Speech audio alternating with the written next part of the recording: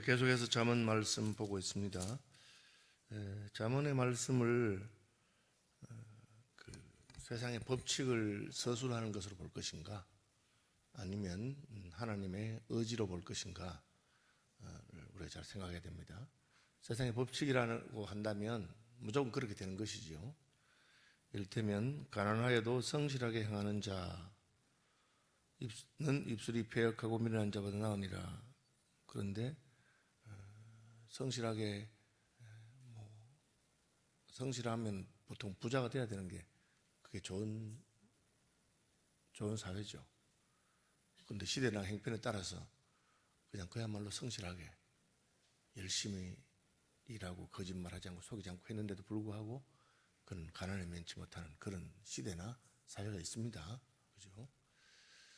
그런데 그래도 그걸 더 낫다 하는 것은 하나님의 판단과 하나님의 의지를 말하는 겁니다. 세상에서는 여전히 성실한 사람이 제 합당한 대우를 받지 못할 수 있는 거죠. 그러나 하나님은 그분의 성실함에 대해서, 진실함에 대해서 평가할 것이다. 그런 것입니다. 여기 패역하고 미련한 자보다 가난하고 성실한 자를 반대로 말하면은 부자면서도 불성실한 자, 그렇게 말해야 될 것 같은데 그렇게 말하지 않고 패역하고 미련한 자라고 했습니다. 사실은 이제 공동번역에는 패역하고 미련한 자를 더럽게 재산을 모은 자라고, 그렇게 더럽게 재산을 모으는 거라, 수단과 방법을 가리지 않고 재산을 모은 것이라 그렇게 번역한 곳도 있습니다. 어쨌든 하나님께서는 우리가 자기의 일에 성실하는 것을 꼭 결과가 금방 눈에 드러나지 않더라도 그렇게, 저는 세상에서의 그 직장 생활은 조금밖에 안 해봐서, 교사밖에 안 해봐서 잘 모르고 목회를 했으니까, 목회자들을 보면 어떤 분들은 참 진실된 목사님이에요. 그분들은 하나님 앞에서 자신의 경건을 지키고 그리고 목회자로서의 갈 길 잘 가는데, 그래도 교회는 잘 성장하지 않고, 그러니까 어떤 세상에서 대우받는 것은 조금 그렇지 않은 분도 보이고요.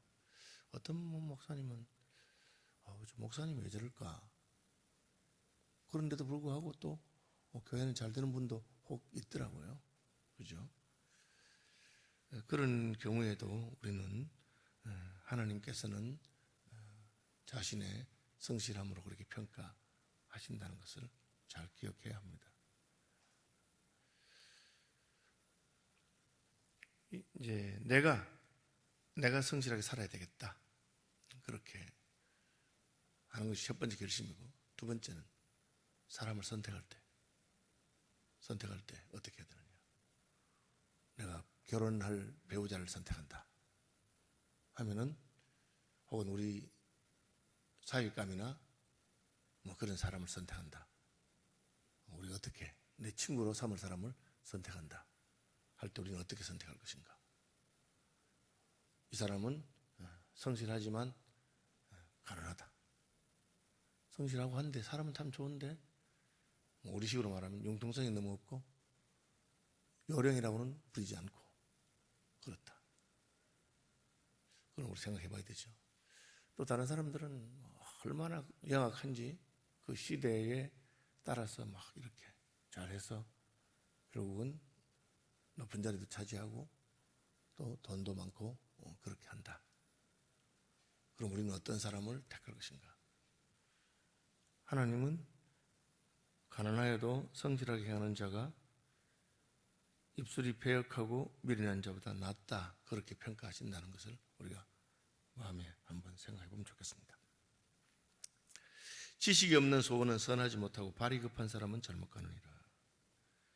이제 이런 말씀들은 이제 실예를 한번 들어보면 이제 쉬운데요.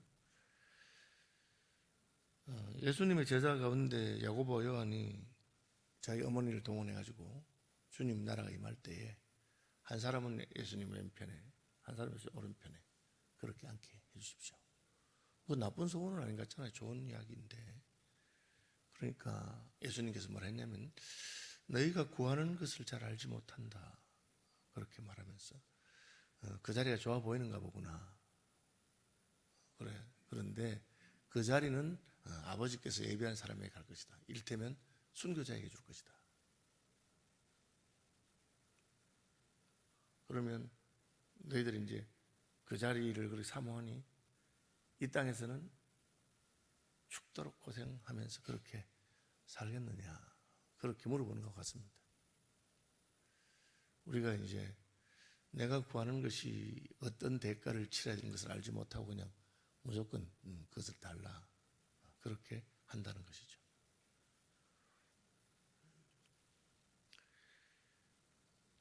오카는 목사님 신방하는데 어느 집사님이 기도 제목이 있습니까? 예, 저는 참을성이 부족해서 제게 참는 마음, 인내하는 마음을 가졌으면 좋겠습니다. 그러니까 진짜입니까? 예. 기도합시다. 하나님, 우리 집사님이 인내심이 부족하고 하니까 환난을 주시옵소서. 이렇게 기도하니까 이분이 아멘 안 하시는 거예요. 아니, 목사님 무슨 기도를 그렇게 하십니까? 집사님, 인내하는 마음이 저절로 생기는 게 아닙니다. 환난을 통해서 생기지는 겁니다. 환난은 인내를, 인내는 연단을 그렇게 오는 것입니다. 이게 이제 지식이 없는 소원이라는 게 그 자리를 혹은 그러한 것을 얻기 위해서는 대가가 필요하다는 걸 알아야 됩니다. 축복을 받고 싶다. 혹은 하나님께서 뭘 줬다 하면서 그냥 그저 말 한마디로 그냥 주세요. 이렇게 하면 그게 탁 우리에게 떨어지는 것처럼 그렇게 생각하는 것을 지식이 없는 소원이라고 합니다. 우리가 보기에 부러워하는 자리나 혹은 어떤 그 사람의 성취의 뒤에는 많은 눈물과 헌신과 고통이 있을 수 있습니다.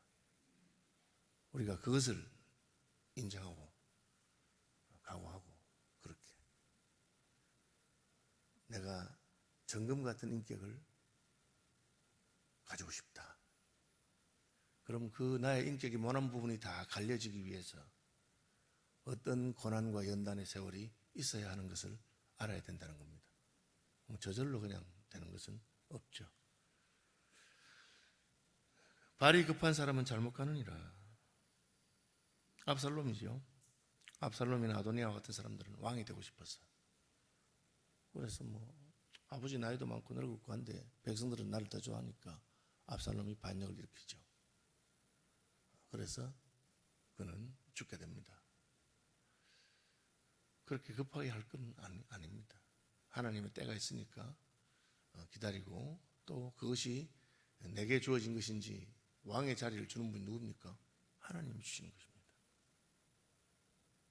숨어 있다고 해서 그 자리가 내 것이 안 되는 것도 아니고 내가 나서서 제게 주십시오 한다고 해서 내 것이 되는 것도 아닙니다.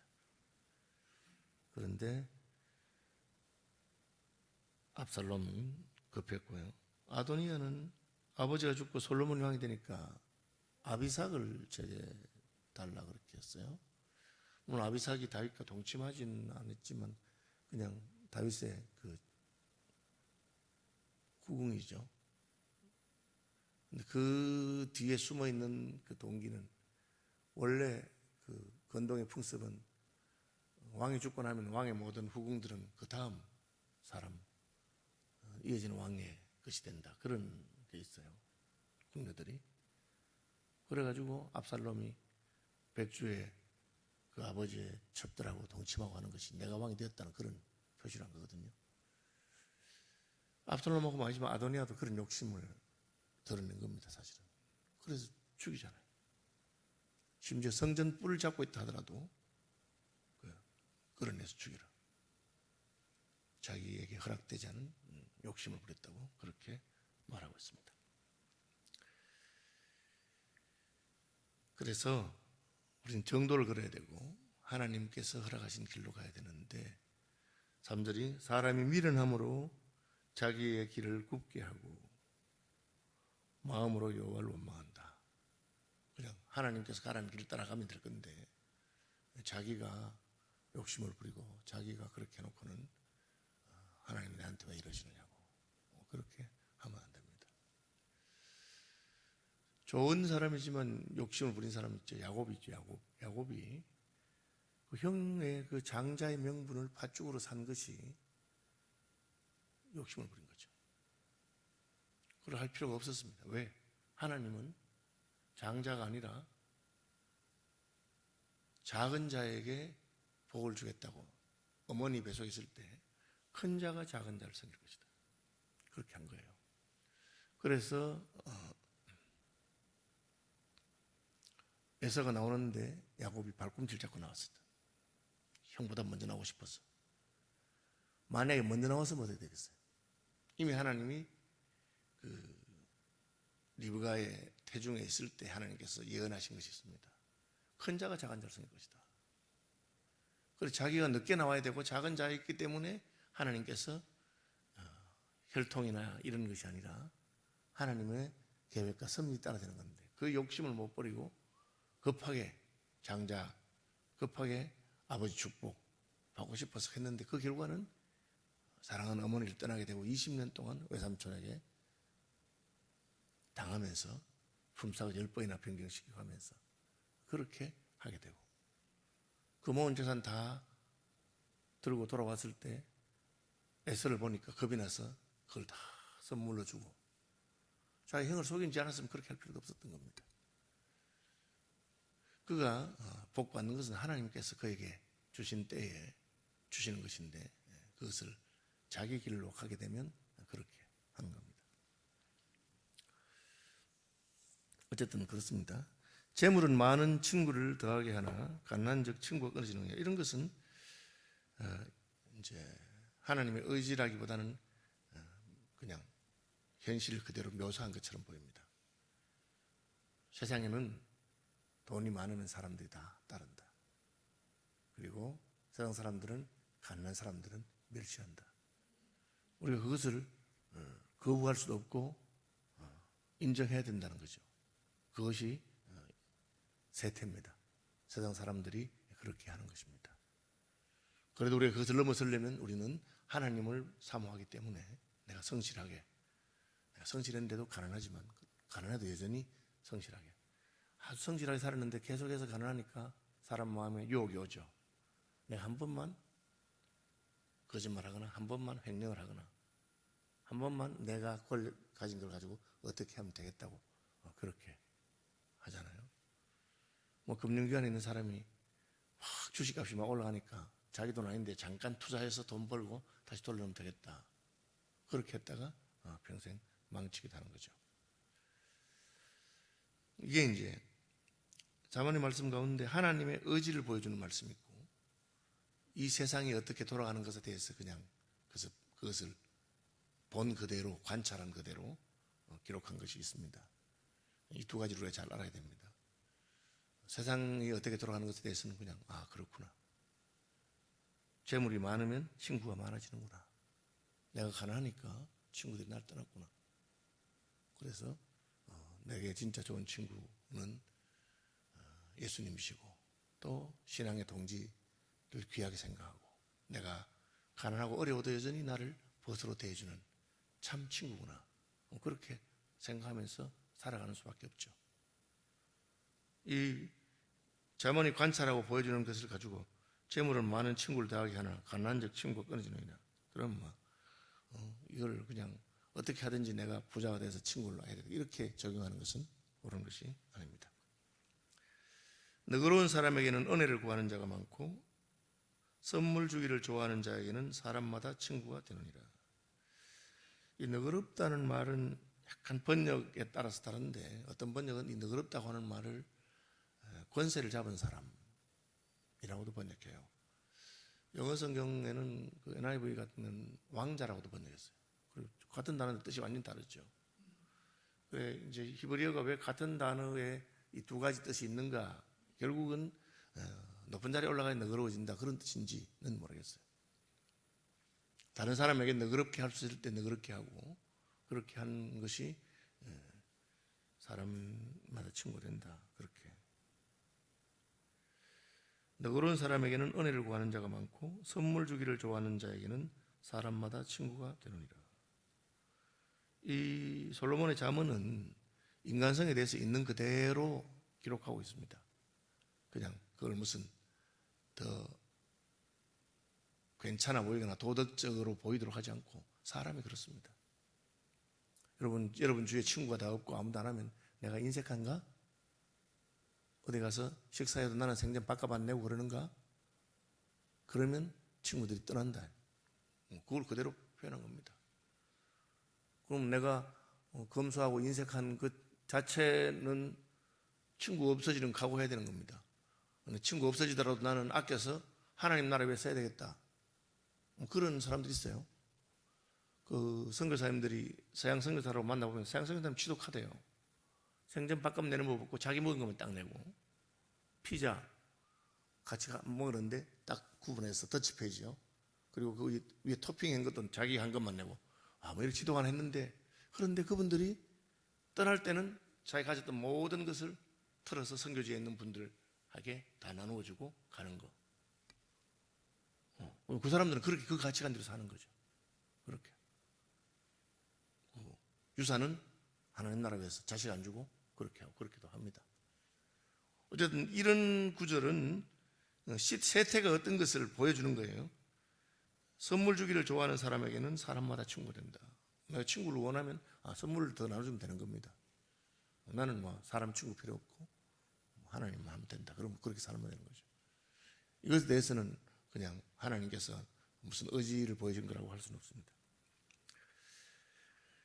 실제로 마찬가지로 가난한 자는 그의 형제들에게도 미움을 받거든 하물며 친구야 그를 멀리하지 않겠느냐. 따라가며 말하리 할지라도 그들이 없어졌으리라. 외면한다는 거죠. 그래서 진짜 어려워서 친구 한번 찾아가려고 했는데 집에 있으면 수 없다 하고 내가 가난하니까 그러거든. 그게 세태인지 하고 그냥 그것 때문에 원망할 마음 품지 말고 내가 빨리 떨치고 일어나서 남한테 아쉬운 소리 안 해야 되겠다. 그렇게 생각하고 살면 됩니다. 또 다르게 적용하려면 진짜 좋은 친구는 따로 있구나. 어려울 때도 나를 도와준 친구 있어요. 제가 그 병사리 가는 길이라고 하는 그 음식 프랜차이즈 사장님이죠. 사장님이 그 녹차를 전문하는 녹차국수 하는 그런 분인데 그분이 현대백화점 이런 데 납품하고 해가지고 아주 그냥 사업이 잘 됐는데 그때 여러분 우리나라에 금융위기 왔잖아요. 금융위기 와서 그냥 갑자기 다 망했어요. 진짜 밥 먹고 사는 것을 걱정하게 됐는데 친구 딱 한 명이 자기한테 2천만 원을 그냥 주더래. 돈 빌리는데 아무도 안 빌려주는데 친구가 너 이걸로 진짜 국수빵이라도 해서 먹고 살아라. 그래서 다시 일어났어요. 이분이. 그러면서 참 가난할 때 이 친구가 진짜 친구구나. 그렇게 알게 되는 얘기를 하더라고요. 여러분 어려워지고 가난해지면 사람 다 떠납니다. 떠나는 것에 대해서 기분 나빠할 것도 아니고 그것이 바로 세태라고 알면 됩니다. 그러면 이제 내가 어떻게 하든지 남한테 신세지지 않고 그냥 그렇게 살아야 되겠다 하고 노력하는 거 하나 필요하고 아니면 그런 중에도 진짜 친구를 발견할 수 있으니까 이 사람은 진짜 그분 표현이 이러더라고요. 목사님 그 친구는 나한테 떼일 줄 알고 이거 주면 나한테 떼일 줄 알고 준 거라고. 그걸 자기가 너무 고맙더라고 그렇게 말하더라고요. 지혜를 얻는 자는 자기 영혼을 사랑하고 명철을 지키는 자는 복을 얻느니라. 이 말은 지혜를 얻는다고 해서 육체가 육신이 금방 나아지는 건 아닙니다. 하나님 말씀이 지혜로운 말씀인데 그 말씀 들으면 처음에는 우리 영혼이 이제 유익하게 됩니다. 그리고 시간이 지나면 그 영혼의 변화가 우리의 삶의 명철과 이렇게 드러나고 그렇게 해서 마침내 복이 되게 되는데 이 시간이 걸려요. 시간이. 그래서 왜 기도했는데 왜 금방 응답 안 되느냐. 나는 믿음으로 살았는데 왜 우리 집안이 어렵냐. 그렇게 하지 말고 그것은 하나님께서 말씀대로 사는 자에게 하나님의 의지는 시간이 지나도 서서히 이루어지는 것이고 세태라고 하는 것은 이제 금방 이렇게 변하는 것이니까 그런 것을 말씀하는 것 같습니다. 12절 말하겠습니다. 왕의 노함은 사자의 부르짖음 같고 그 연택은 풀의 이슬 같으니라. 이것은 강한 자, 힘센 자를 두려워하고 해야 됩니다. 그냥 우리 명분만 세우면서 힘센 사람에 대해서 우습게 하고 무시하고 그렇게 하면 안 되는 거죠. 병자호란 아닙니까? 우리나라가 청나라 오랑캐 그런 놈들한테 우리가 머리를 못 숙이겠다. 우리는 명나라를 따라간다. 그래서 갈라졌는데 그 바람에 청나라에서 침공해가지고 삼전도의 비극이라고 그래. 왕이 그냥 머리를 9번 찧으면서 가서 빌고 겨우 살아난 거예요. 아니 자존심 세우려면 그걸 다 죽든지. 결국은 힘센 자비 꼼짝 못하잖아요. 저는 이 세상에서의 일들은 그렇습니다. 나라와 나라 관계도 우리가 왜 미국한테 굽시굽시 삽니까? 미국이 강한 나라거든. 힘센 나라 앞에서 우리가 어쩔 수 없어요. 우리 힘을 기르는 수밖에 없죠. 그것이 현실입니다. 그러니까 강한 자 앞에서 우리가 기분 나쁘게 할 필요 없고 내가 그 사람이 아니고 그가 가진 힘과 능력 때문에 그렇게 한다. 그것이 현실이다. 그렇게 말하고 있습니다. 주기도만 합니다. 하늘에 계신 우리 아버지, 아버지의 이름을 거룩하게 하시며 아버지의 나라가 오게 하시며 아버지의 뜻이 하늘에서와 같이 땅에서도 이루어지게 하소서. 오늘 우리에게 일용할 양식을 주시고 우리가 우리에게 잘못한 사람들을 용서하여 준 것 같이 우리 죄를 용서하여 주시고 우리를 시험에 빠지지 않게 하시고 악에서 구하소서. 나라와 권능과 영광이 영원히 아버지의 것입니다. 아멘.